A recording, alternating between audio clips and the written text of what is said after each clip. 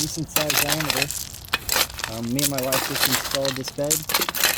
There was an existing mulch bed here, but we removed all of the medium, leveled this area out, put down commercial grade weed barrier, and now I'm about to make an incision in the weed barrier, and right now I'm making a diameter base big enough for the plant to go here, and to be able to have enough area to get it to just sit here and plop right down the hole and dig the hole out, and these rocks not keep going back in on me. So what I'm doing is I'm just kind of exaggerating with my diameter. I'm going to set the plant back here and make sure that the diameter I've made is a little bit bigger. That'll help me be able to work this area. Holy crap. So I've done it, and now I just need to make an incision and then start digging the hole. Alright. So what I like to do is use a painter's knife and just go ahead and cut through that crap. Sometimes it doesn't always go that easy, but I've sharpened this thing pretty good. It probably won't be sharp after a couple more of these guys, but for this demonstration, it works. I usually use kitchen scissors. They're very dull from the install, but oop, that's how I do that. I make these little flappies. Probably best to wear gloves when you do anything, really. Make these little flappies, find a large size stone, get my flappies pinned. Once I've done that, I can start to dig my hole. Let me go ahead and put a couple more rocks on here. I know all the usual tricks that this situation likes to play on me. Alright, I'm going to change the angle just a little bit so it's easier for me to cast my debris into the wheelbarrow.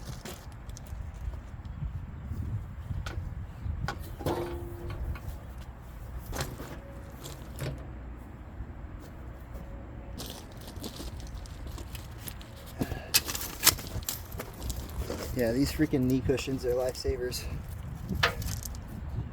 Go ahead and start making my hole. This went way easier than the Huchera holes that I just made behind me.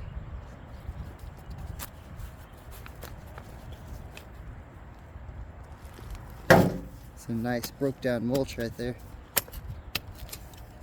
Yeah, I thought I filmed myself putting those Hucheras in, but apparently I only filmed one of them. So I'm kind of mimicking the process I just did with a very much larger plant in this video to make up for the fact that I forgot to hit record. In the last area that I dug for that Huchera over there, the soil was super compacted, and I kind of explained how when you have a lot of medium in an area with weed barrier, a lot of things like ants and worms can't get to that area, so they're not able to work it and get air and stuff in there and get it fluffy. So it'll just sit there and compact. But that soil, it looked very rich, like very dark. And I basically thought, like, you know, since it can't get spring vegetation and it can't get succulents and stuff to sit there and suck off the nutrients, that soil is probably pretty dense, because the only thing that can really get down there is like larger specimen plants and shrubs, like trees and shrubs. And for the most part, they're usually not too stingy or hungry.